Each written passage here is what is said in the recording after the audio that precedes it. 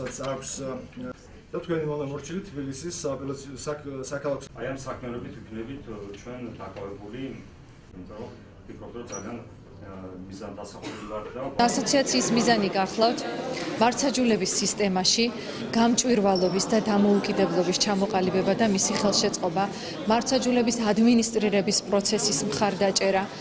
Ამ პროცესში თითოეული მოსამართლის, რიგით მოსამართლეს რომ უწოდებთ, მაქსიმალური ჩართულობა და საბოლოო ჯამში მოსამართლეთა თვითმმართველობის განმტკიცება და მხარდაჭერა. მივესალმები მოსამართლე ერთობის ასოციაციის შექმნას, მოსამართლეებმა დაიწყეს გამოხატვა, მოსამართლეებმა დაიწყეს თვითორგანიზება, მოსამართლეებმა დაიწყეს თვითრეფორმირება. და დღევანდელი ღონისძიება სწორედ ამის პირველი ნიშანია, რომ არსებულ მოსამართლე კორპუსში არის პოტენცია განვითარების და თვითრეფორმირების. ეს ძალიან მნიშვნელოვანია, რომ ახალმა ხელისუფლებამ აირჩია კურსი არა მოსამართლე კორპუსის გაყრის და სუბთაფურცი და პოლიტიკის სასამართლო პოლიტიკის წარმოების დაწყების, არამედ არსებულ კორპუსთან მუშაობის